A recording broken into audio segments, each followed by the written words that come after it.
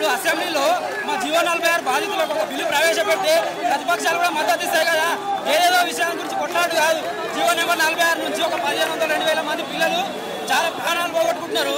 ఎంతోమంది 15-20 మంది చనిపోయినా ఇప్పుడు ప్రభుత్వం వారు అసెంబ్లీలో బిల్లు ప్రవేశపెడితే ప్రతిపక్షాలు కూడా మద్దతు ఇస్తాయి కదా. చట్టసభలలోనే కదా చట్టాలు ప్రవేశపెట్టేది. న్యాయస్థానం వరకు కూడా పోవాల్సిన అవసరం లేదు. రేవంత్ రెడ్డి ఒక బిల్లు ప్రవేశపెట్టి చట్టసభలో అసెంబ్లీలో బిల్లు ప్రవేశపెట్టి శాసనమండలిలో ప్రవేశపెట్టి ప్రతిపక్షాలు కూడా ఆమోదిస్తాయి కదా. అటుపేటోడు కూడా తెలుస్తాయి కదా. ఎందుకు ఇంత కాలయాపన చేస్తున్నారు?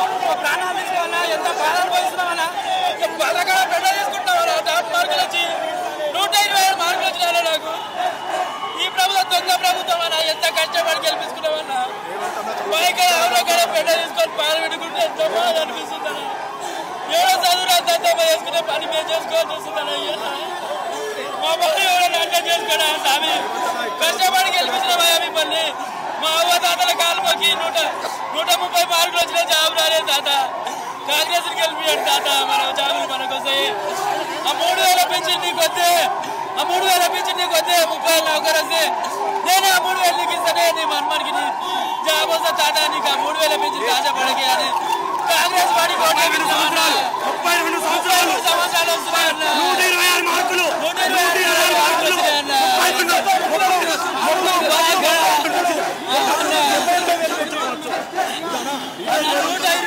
మార్కులన్నా.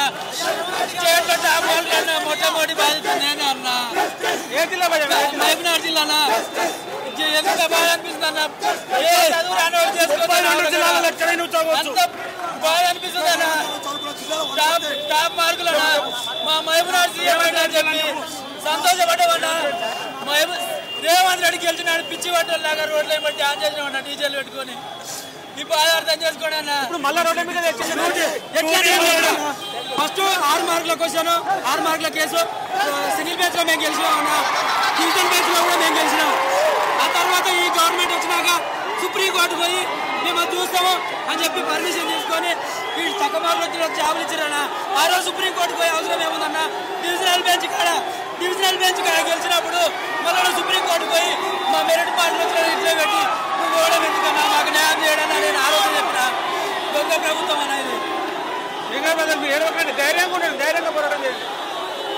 కన్నీళ్లు పెట్టుకుంటూ ఏడ్చుకుంటూ అంటే మాకు 120 మార్కులు వచ్చినాయి, 130 మార్కులు వచ్చినాయి. అయినా మాకు ఉద్యోగాలు రావడం లేదు. 30 మార్కులు 40 మార్కులు వచ్చిన వాళ్ళకి ఉద్యోగాలు వచ్చినాయి. పోలీసులు నిరుద్యోగం అంటున్నారు.